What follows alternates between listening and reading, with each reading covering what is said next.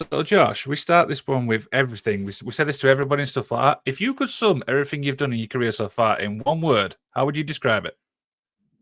I don't really know. I never considered it that way. Violent, I guess. Violent. I gotta be honest, one Breezy, that's a new one on me. Yeah, that is a pretty new one. Did not expect that. Violent. Yeah, I don't think we've had that one before. Well, I mean, it's kind of how I made my career. Yeah, pretty true. Absolutely. Josh, it's obviously great to have you on the show, man. How you doing, man? You all right? Yeah, doing well. Awesome. How's the week been so far? I know we're obviously on Wednesday. I mean, no catastrophes. So for me or for anybody I know that's booked on the show, so going good so far. Not had anything catch fire or fall off a cliff. Yeah. Straight to the point. I love it. One Breezy. Well, I mean, the thing is, as soon as you start planning something, right, an event with all these moving parts, one of them typically decides to, throw a belt, flat tire. I mean, just natural catastrophes seem to happen. So I'm glad nothing so far. You've always got to be prepared, though, right? That's right. Absolutely. One Breezy, let's kick us off, mate. Go ahead. So, Josh, we obviously, apart from being a UFC legend, an actor, ring commentator, wrestler, is it jiu-jitsu, MMA? You've pretty much done it all. But let's kick it off with Bloodsport. Where did the origins of Bloodsport what is the origins of Bloodsport? Well, it's a twofold question or answer in that one. For this Bloodsport as an entity, existing, the ring and all that, that was GCW. They came up with this concept to do this kind of shoot style, quasi based on the movie Bloodsport sort of gimmick kind of show. And they did that first one with Matt Riddle, which actually they had wanted to book me for the first one, but I had a conflicting date, or the dates were conflicting, so I couldn't make it.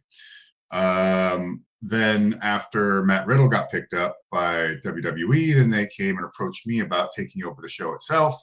To which now it's the other part of that answer is that Bloodsport was maybe not exactly in this specific design, but I always had plans and ideas in my head to run a pro wrestling event, to have a show where I could take all the experience that I have from not just being a pro wrestler or an MMA fighter, but from all the time that I've had spent with people like Gotch and Inoki and Robinson and all the old UWF guys and everything, and taking what I've learned from them in terms of not just techniques and things, but how they would book shows, how they'd put things together, how they'd find talent and things that are maybe not as talked about typically. So, that was within me, and I always wanted to find a place to let that flourish. So when Bloodsport was offered to me, I just said, yeah, however, you have to let me, if I'm a part of this, I need to be booking it, producing it, agenting. Like, this has to be my show, otherwise this is not going to work. If my name's above title, then I need to be the one putting this thing together. Awesome. That's definitely over to you, Liam. I'm just looking obviously at some of these main events, and the one man who seems to crop up a lot is Minoru Suzuki. What's it like, obviously, working with him? Oh, fantastic! I mean, he's a long time friend that I met way back when in Japan. We were both Kings of Pancrase and Pancrase wrestlers. He came from New Japan Pro Wrestling. I was broke into pro wrestling by New Japan Pro Wrestling, so we have a lot of our history that's very much in common or similar. He spent much more time under Gotch than I did, but we also got to train under Carl Gotch. So for me, it's simple to work with someone like that and know that I'm always going to get what I'm looking for out of him. And he's just a fantastic athlete. Absolutely. What brings you back to you, bro? So UFC, how did you get? I'm not going to say scouted, but how did UFC become about for you for your career? I think that was just simply Matt Hume and Harushi Manishi at the time, just reaching out to people that were matchmakers. The matchmaker of the UFC when I was there was, at least in the beginning, was John Peretti. And so Matt Hume already had a relationship with John Peretti from Extreme Fighting Championship. And yeah, it's just discussions. Hey, I got this kid. He's undefeated. He's beaten Dan Severn and won this tournament, beating all these other guys, and so on and so forth. And they're like, okay, well, bring him in. Let's have him fight. Awesome. Liam, over to you. So obviously, all your UFC fights and stuff like that. What's some of your personal highlights? What's some of your favorite matches from UFC? From UFC specifically? Yes. Well, I mean, winning the title it has quite a fond memory for me. I would say, that fight against Sem Schilt, that's a pretty epic one. So I'll go with that. Okay. One brings it back to you, bro. So obviously, you mentioned UFC. What was it like facing Randy Couture, if I can say his name right, and becoming the youngest heavyweight champion at the age of 24? That must have been like a surreal moment for you. I had been fighting long enough at that point that the most surreal one maybe would have been the first fight in the UFC, and even then I was a bit, not really. I walked into the cage, I looked at it, walked around it, went to Matt, and I go, "It looks bigger on TV." That's just what I said, and I just was like, "All right, cool, whatever. I'm here to fight." So by the time I fought Randy, which also, by the way, was a short notice fight slightly. I had like a 6-week camp, and I was not the first choice for whatever reason. And I don't really know who they thought they were going to put up against him anyways. But I'd also trained with Randy before and helped him prepare for his fights against Pedro Hizo. So I don't know. At this point in my career, in my mind, it was like, it's just a matter of when, not necessarily from who or what, that I was going to win the title. So maybe in some ways, it's not that I wasn't excited, happy, that there wasn't elation, feeling a goal achieved, but there was a part of it that was so matter of fact to me that it didn't have that overwhelming, like, oh my God, kind of, it just didn't ever happen, because I'm like, yeah, of course. And that's not, from it's not from a place of arrogance. It was just, you're so in that journey to the title. You're competing, and you've competed at high levels for so long that this is just part of a process. You just got to go out there. You get the opportunity, you get the moment, you prepare, and then you go out there and you go to, tear someone apart. And it was just normal to me. I love the fact he said tear. I love the fact he said tear somebody apart. Well, that's the only way you get anything, right? I always stress to my fighters, I go, belts are great, all this stuff, rankings, lovely, but you get none of it without victory. You go out there and win, all these things become available to you. Simple as that. Straight to the point. I love it. So I want to talk a little bit about wrestling and stuff like that. Do you remember like your first introduction into wrestling as a fan? Probably WWF back in the day. It was pretty ubiquitous with television, and being a young kid growing up. I mean, seeing a bunch of huge, larger than life dudes in the ring just kicking the crap out of each other. Why wouldn't I be interested in that? So it was a natural inclination to get into pro wrestling, and then I would see that there were other pro wrestling companies other than WWF. In fact, hell, the first pro wrestling I saw might have even been Crockett Promotions, NWA stuff, maybe back in the day. I don't know, but I watched them both. And then when I found old AWA stuff on ESPN, I'd watch it too. And it just, something about it just always drew me towards it. And I was always just a huge fan. Okay. One breezy. Back to you, bro. So, Josh, would you say that Bloodsport is the real forbidden door? Because this past April, you had pretty much everyone on the card from every major company that you could think of. Yeah, I mean, a lot of people have said this to me. I've seen it a lot online. I've heard it a lot in interviews, and maybe so. I'd like to think that the relationships that I've created over the years and the fact that I maintain this ring as a neutral place, allows for such a thing to occur. And I'm glad. I'm not really, my job isn't to bring wrestling promotions together by any stretch or means, and they all have their reasons for why they may, why they have their rivalries outside of even just the aspect of, trying to be the market leader or what have you. But Bloodsport's a ring for wrestlers, so as much as I can get the wrestlers a place that they can come and just express themselves in a way that they're not going to be able to somewhere else, or where they don't have the element of all the other overarching like talent or staff like writers and agents. And it's just a place where there isn't, I don't know, potentially months worth of stuff all planned together that needs to be held in place by this glue of this massive machine, with all this advertising and everything else that has to go with it. It's just a place you can go, put your gear on, warm up, get ready, and walk to the ring and wrestle.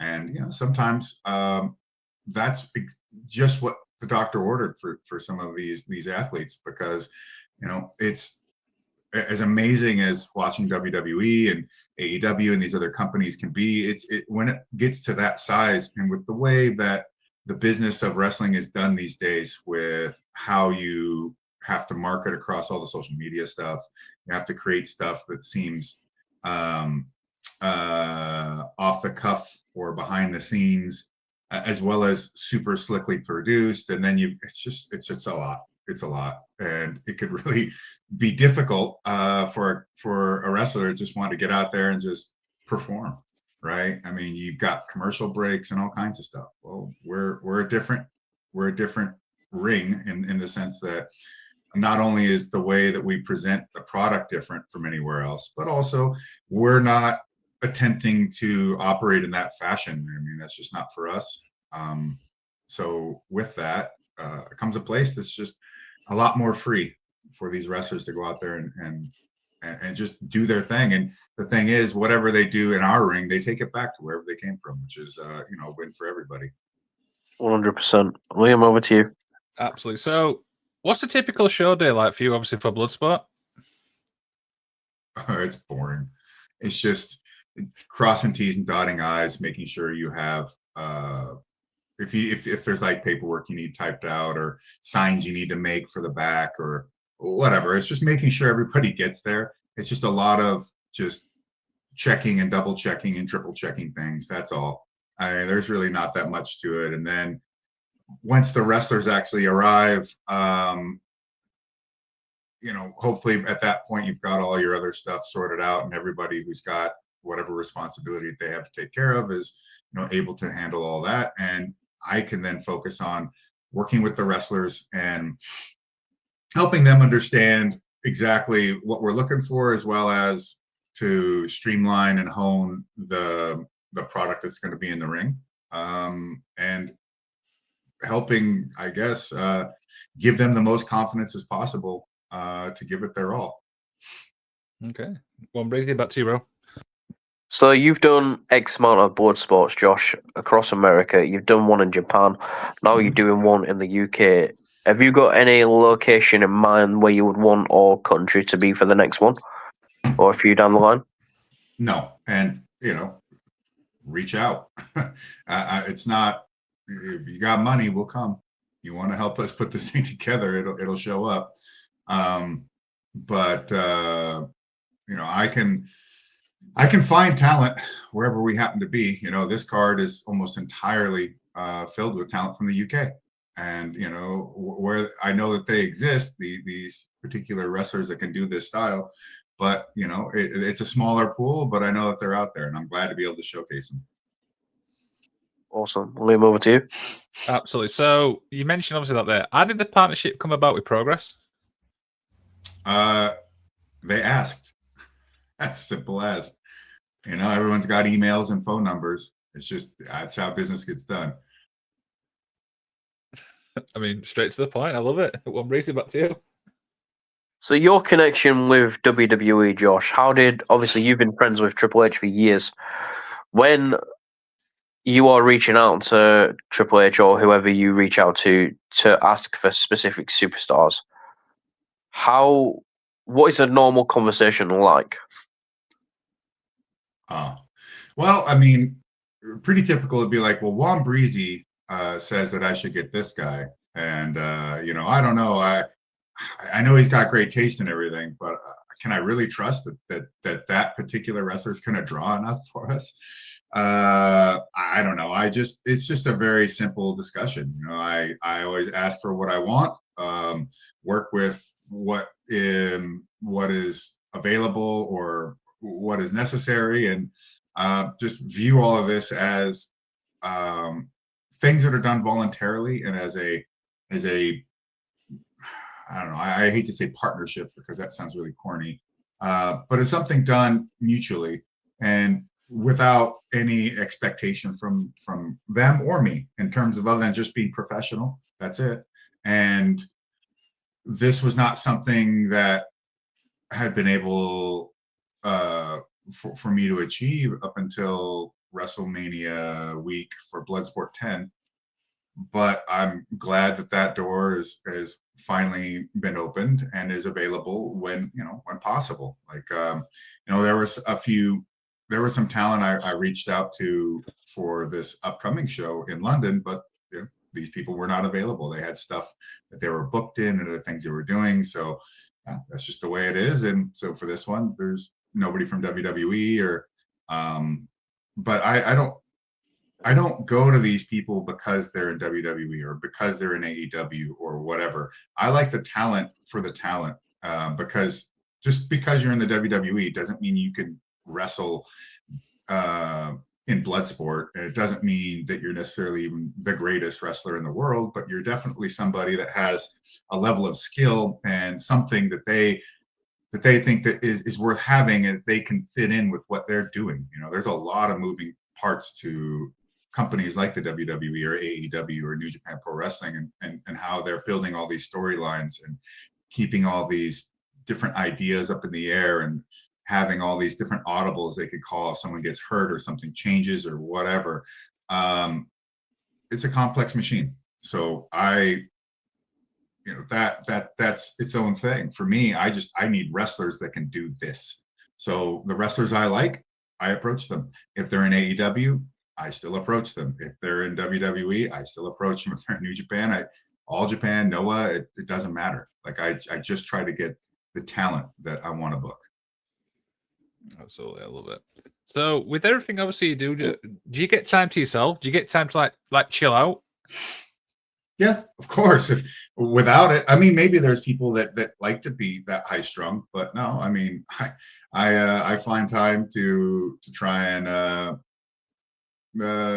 completely get out from underneath any of this stuff that I might be doing. I mean, the pro wrestling thing is only one project. I got all kinds of stuff that I'm always working on, stuff that's already out there in the world and stuff that isn't yet. So it's stressful enough with all trying to manage all these different concepts and ideas, but on projects. But yeah, I do manage to find some time to just turn the brain off and do something that has nothing to do with work.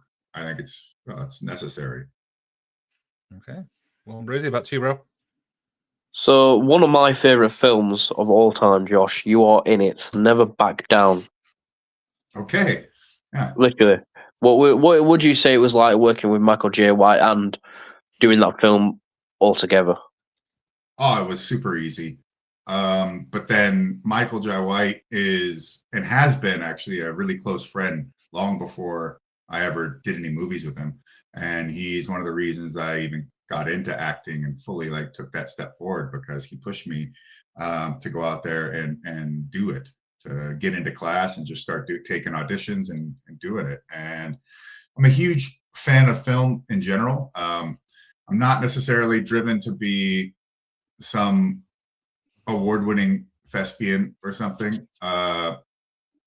but I like film. I love character actors, big stars. What I don't care.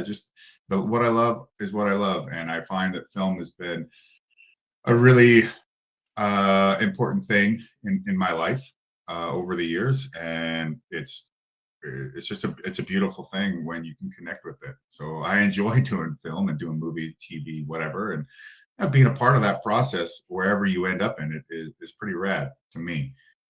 So being flown out to Thailand and long days on set and all that was awesome. I loved it, and I got to work with not only Mike, who was also directing, but uh,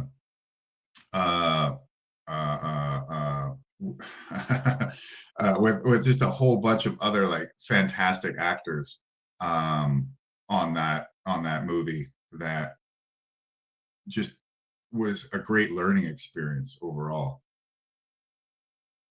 Yeah. Awesome. Over to you, Liam. Okay. Any movies in the pipeline, or are you working on, or can you like give a little spoiler or anything? Anything on the pipeline I'm working on? A movie wise. Oh, no, nothing at the moment. Not really, not really putting myself out there in any real major way. I mean, some requests do come down the line, and it just depends on whether things line up, or even whether they've got any budget, of course. But hopefully, something within the next couple of years. I don't know. It just depends. I mean, this stuff keeps me pretty damn busy. So finding time to go out there and do a movie, it'd have to be something that'd be really worthwhile. Straight to the point. I love it. Well, Breezy, back to you, bro. So, one person who I am looking forward to seeing on this card on Saturday is Lou Nixon. He is an incredible athlete. I mean, what he does in the ring is unbelievable. But to see him, this is his third appearance with Bloodsport. He's like lost one, won one. What's your opinion on his match coming up? Well, I mean, it's going to be a hell of a challenge for him. He's going up against a guy just as big as he is, with a great MMA background, an ex-professional fighter, and Chris Bungard's going to really test Lou to see where he's at now in his career. He's faced plenty of tough guys before, but this is just a continuance of that. He's had no easy opportunities in Bloodsport, but then that's just the nature of this show. And it's not so much whether he beat this guy or not. It's the fact that regardless of whether he lost or he won, his attitude is to get right back in the ring. 100%. Liam, over to you, mate. Absolutely. So I'm just looking through now, and I've just seen that the whole Tom Campbell, he's going to be there. How did that come about? We needed a ring announcer.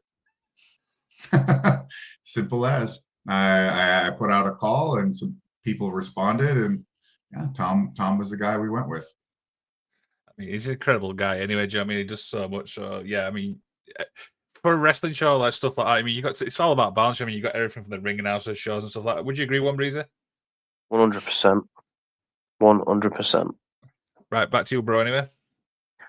So, Josh, obviously you've done exit. I know this is Bloodsport, like we're speaking a lot about it, but there's just a few questions that I've got. Would you ever think about introducing a title, or maybe a major tournament for a title? I have a concept for a major tournament, a tournament title thing, but we just haven't been able to put it together.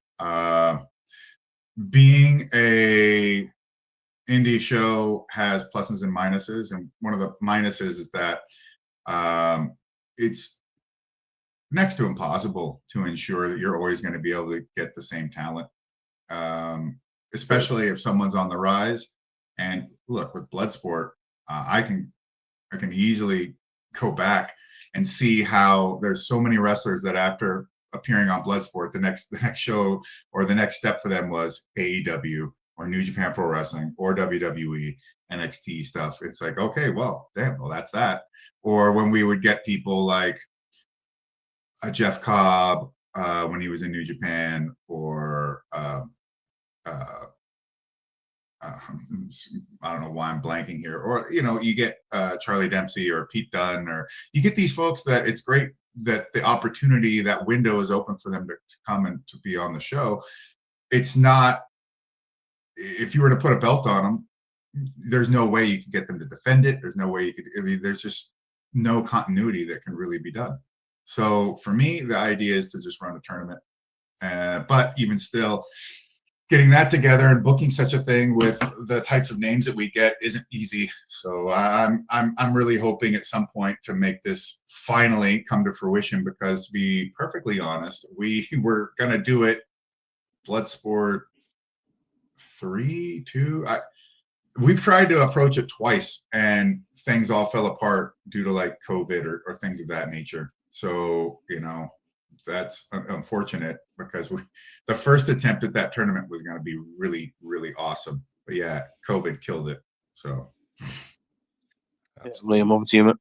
Absolutely. So for people obviously listening to stuff like I was not familiar with Bloodsport and stuff like that, give me a little insight what to expect like at a show. Well, I mean, it is a professional wrestling show, but in the sense that, that it's anything like anything else, no, that's where it's all going to stop. It's more stripped down. It's got a far more intense atmosphere than most places. It's hard hitting, aggressive. There are no ropes. You're not going to be seeing some of the more typical aspects that you'd expect from a professional wrestling match. But you're not going to see everything. It's not just going to appear to be an MMA fight either. It's somewhere in between, but the intensity is there. I basically just try to describe it to people. It's a incredibly raw and pure form of pro wrestling. That's what it is. And it's not done in such a way as to be the antithesis of anything else. It's just my vision and what I believe in, and it's what we do. That's it. Okay. Well, Breezy, back to you, bro. I've seen it floating about on social media, Josh, that you came really close to having Goldberg last year. Was that true? Mm-hmm. Yeah. He was going to be the main event against me at Bloodsport Bushido in Japan. But Wow. And this was in the earlier stages, but at one point, as we're moving forward, it was Bill had to just explain to me that this wasn't going to be able to happen this time. And that's unfortunate, because I know he would have done an incredible job. And if I can, as much as we'd have to go out there and beat the hell out of each other, I do enjoy getting in the ring with my friends whenever I can. I mean, it's a strange friendship, I agree, but it is a friendship still. Liam? Okay. Absolutely. So talk about your match, obviously, this Sunday against Oli Thompson. He's an incredible fighter, a big physical guy. I mean, he was like 5th or 6th in the world in the world's strongest man competition. That's pretty impressive. And I've done some strongman training in my development, and that stuff will break you down. Seriously, you got to be incredibly powerful and resilient to do that. He's also had a very long fight career. So, if there are bumps and bruises that I can exploit, I need to. But, I myself have had an incredibly long fight career. But that's how I know what a toll it can take on your body. We're a bit different in our approach, but I got to see where the gap in his armor is going to be. And I've never faced Oli before. I've never met him in sparring or anything like that, but I've seen plenty of his fights. However, in Bloodsport, it's a little different. So I can't expect that I'll see the same exact guy. But the one thing I can expect is that he's going to be coming to take my head off. Absolutely. Well, Breezy, back to you, bro. So we've spoken, obviously, about your relationship with WWE.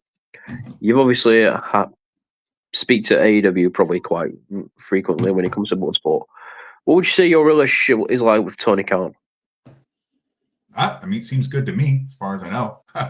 Unless the dirt sheets or something come out and tell me otherwise, yeah, we get on.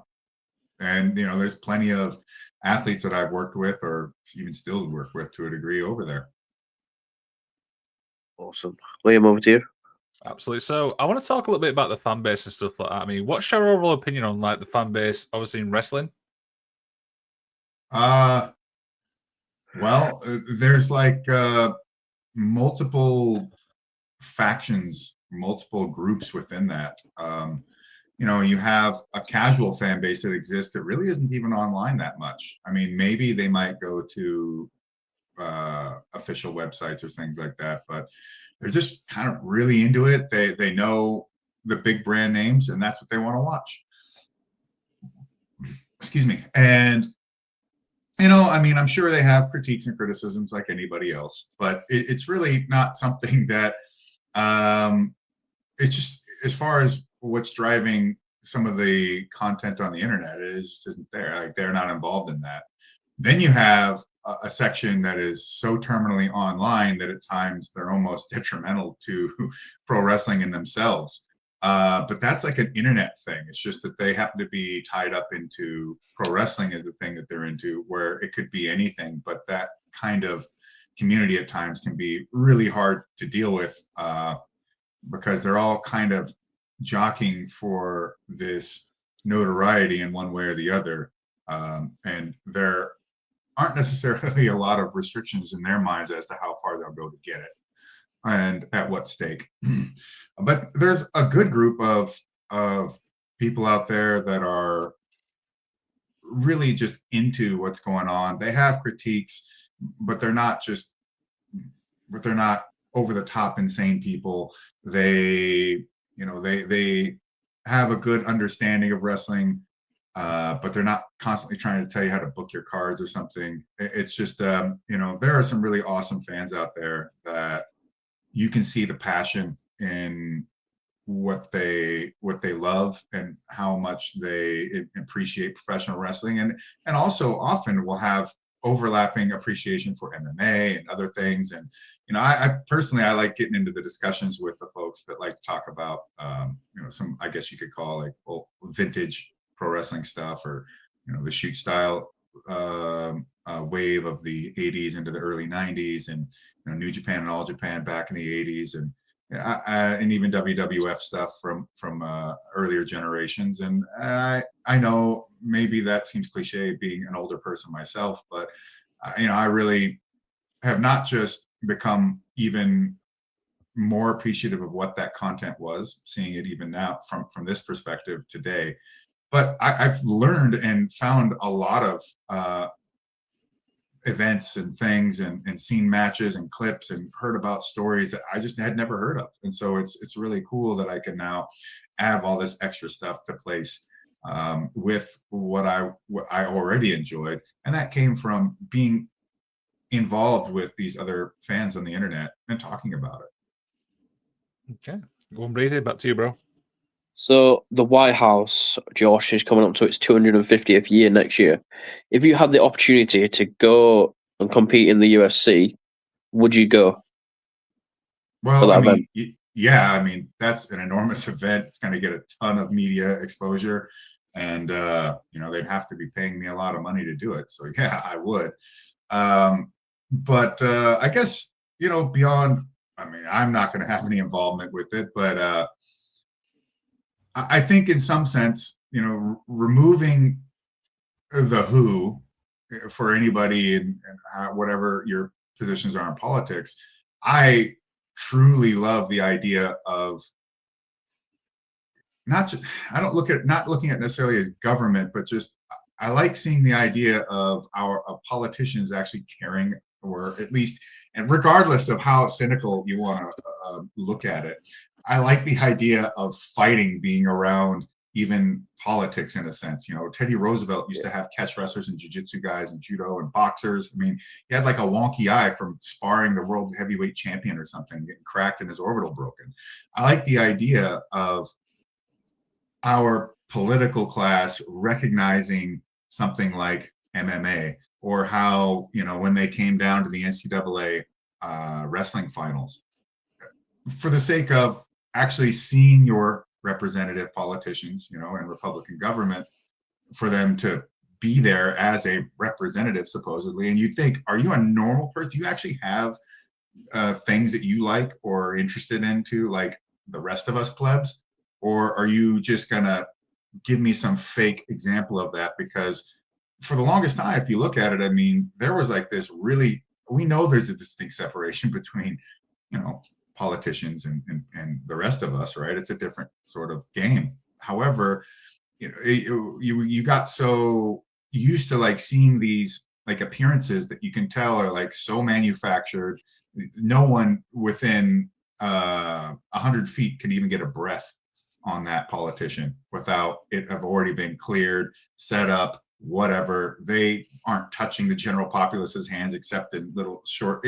It's so managed that it just doesn't feel real or legitimate in any way. Whereas, just showing up at the cards and doing this and doing that, and you can hate Trump or love Trump or whatever. I mean, I would say don't get too invested in politicians, really. But I would like that this to not be a thing just around like, oh, well, this guy is using it for his PR thing, and so who gives a crap? But actually, like, hey, maybe, even if I think he's the worst guy in the world or the greatest guy in the world, maybe these other politicians will think maybe we actually need to seem like we're a part of the populace as well, that we actually appreciate something like wrestling, which is so. I mean, what Taft was a wrestler. Roosevelt was into wrestling, but almost like nobody gives any like interest to collegiate amateur wrestling. They just don't care whether our teams were even going out internationally and winning medals and really performing. And you might get that photo op of like, oh, here the president's happy, but I would rather see the president at the Olympics watching wrestling, being like, yeah, these are our guys and gals. They're kicking the crap out of their competition on the mat. And at the end of the day, we got every nation in the world, probably half of them who hate each other, all wrestling on this mat right now. And that's great. I think sport is something that brings more people together and divides them, although it can create some incredibly tense rivalries.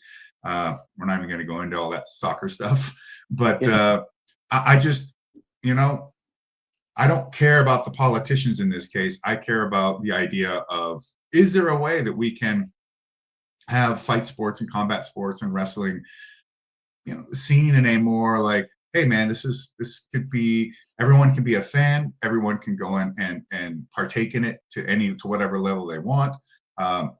This is a normal sense of athletics. This is the kind of thing that any of us should show up to watch and be a part of. And even if it's not your thing, it's totally fine too, because I'm not a fan of soccer at all, but I recognize the athleticism, the skills, a well-played game without any dives and bullshit can be fun to watch. But, you bring that element into it, I'm out. I love that response. I'm going to be honest. Well, I mean, look, and I back that by, to be good enough to play at the top levels of soccer, whether it's Premier League or this or World Cup, or there's a lot of things out there that are like super high level soccer. You have to be such an incredible athlete to get to that point. You have to be so good at soccer and whatever your position is. You have to be so well conditioned and coordinated. There's a lot that has to go to be able to be that good to play on those teams. To then watch somebody fake fall around on the ground and act like a total pile of crap is just unbearable to me, and I can't watch it. I love it. I love that response. With everything else you've been done, obviously, career and stuff like that, what's some obviously advice which has stuck with you throughout your whole career? Well, I've got some things that are kind of specific, like think, shoot, but work, or conditioning is your strongest hold, technique within strength. There's all kinds of little things I could probably pull in off the top of my head, but I think that the thing that has really stuck with me the most is if you're going to do it, just go ahead and do it. Like, you don't know whether you're really going to, you can theorize these things to the end of time in your head and never make them real. And, or you could go out there and theorize them, go to attempt it and realize that, like, well, what you had thought it was going to be and how it's really going to turn out are going to be different. Some of these things, there's just so many things. Okay, there's this speech from a politician or some guy, a general or something, and he talks about known unknowns and unknown unknowns, which sounds absolutely preposterous. Known knowns, known unknowns, and unknown unknowns. And it sounds ridiculous until you understand that obviously there's that which you can know. There's all those areas at which you know that you lack information, and you're going to have to shore that up. But that's an understood, right? Like, didn't have I needed a ring announcer. So, okay, I knew that I didn't know who that was going to be, but I knew that I needed to find one. That's a known unknown.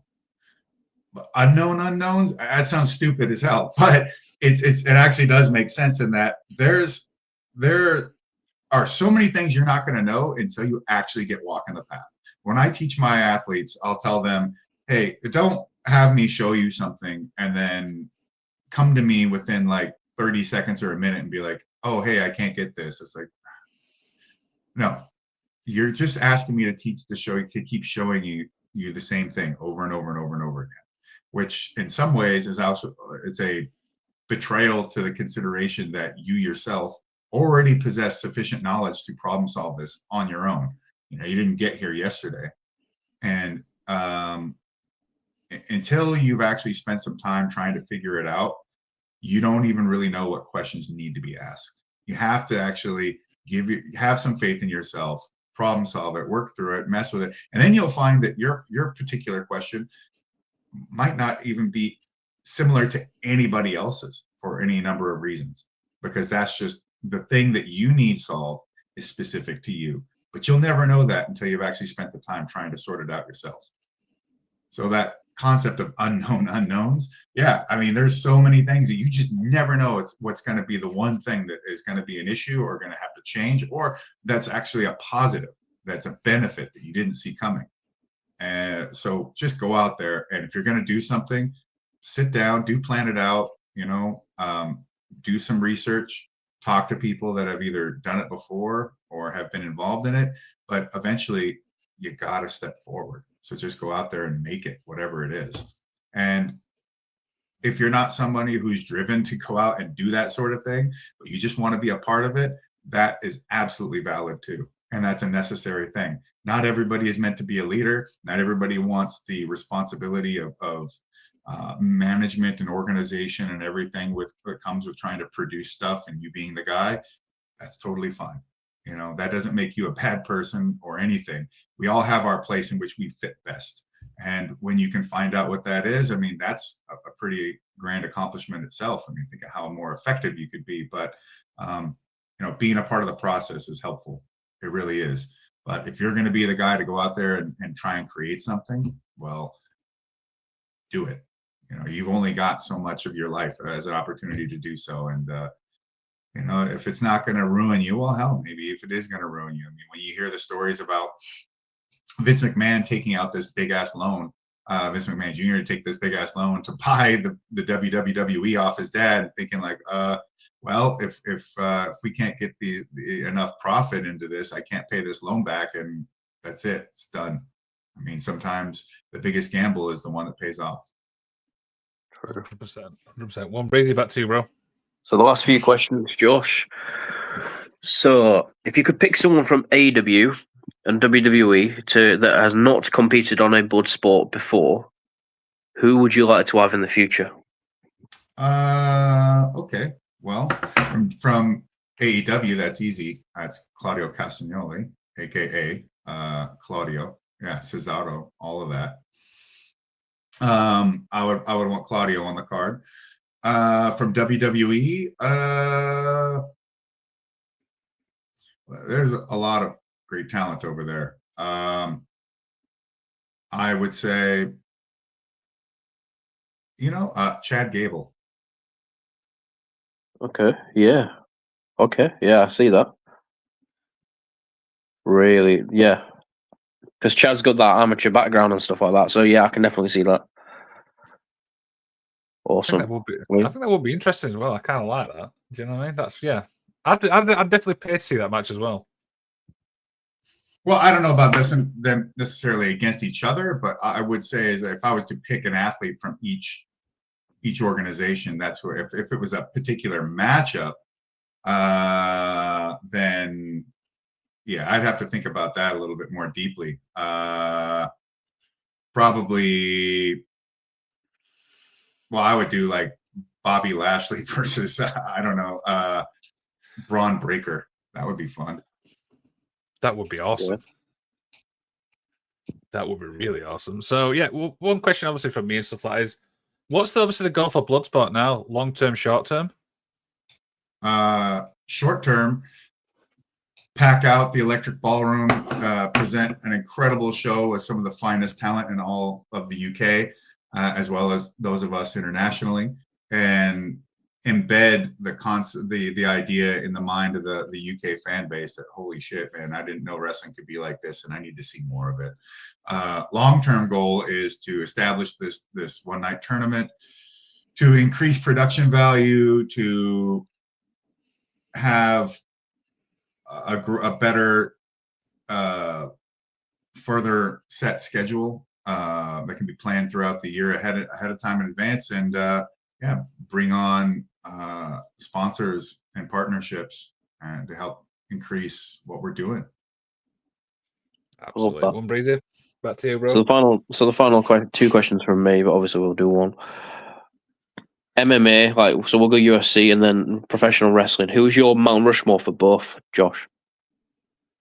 For MMA, I guess it would be Royce Gracie, Kazushi Sakuraba,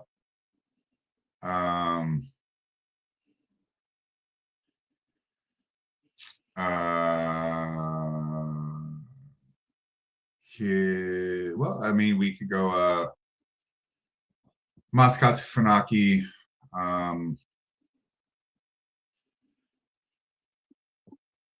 due to actually, I don't know. I mean, it's tough because if you think of like founders, like Maeda and Sayama would have to be on it, but you only get 5 places.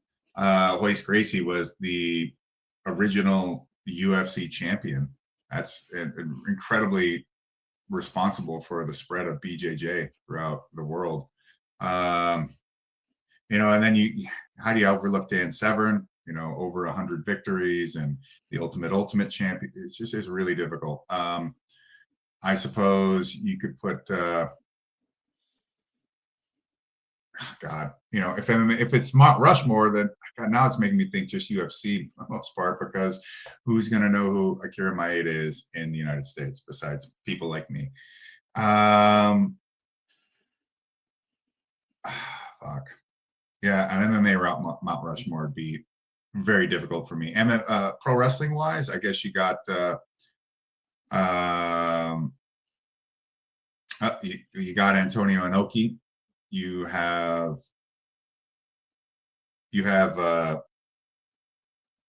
Billy Riley. You've got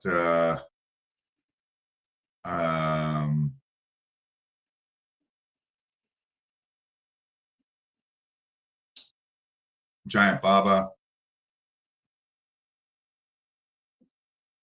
Harley Race, Andre the Giant. Awesome. So a little bit. Liam, over to you. I've got no question for the question, pal. Over to you. So the final one, Josh, I like to finish it off with an inspirational message from yourself. Look, man, the world's constantly going to tell you that why hasn't somebody done such a thing, or go out there and I want to see X, and then you're going to go out there and you're going to create it, and then they're going to tell you no, not like that, and they're going to complain, and they're going to don't go out there expecting these people to know what they want exactly. The thing is, you're not building it for that one guy who's yelling at you on the internet. You need to build it because you have a vision and you want to put it out there in the world and see what it does. And people are going to come around and be like, well, you didn't do this and it didn't do that. And how come it only, they're trying to make a whole economy out of nitpicking what something accomplished or didn't accomplish. Things move in ebb and flows. Sometimes there's nothing you can do about whether it's going to succeed as well as it did the time before, or it's going to do better. Things outside of your control can have a great impact upon that. COVID, for one, right? If we all remember this. But at the end of the day, if you're going to do something, go out there and do it. Yes, people are going to have things to say. Most of the critiques are not going to be worth listening to, other than to figure out if there's some sort of weird through line, some sort of narrative that's trying to be created around what you do, whether that's true or not. But otherwise, you just move forward, make the thing, do it, and do it for you, not for other people. I like that.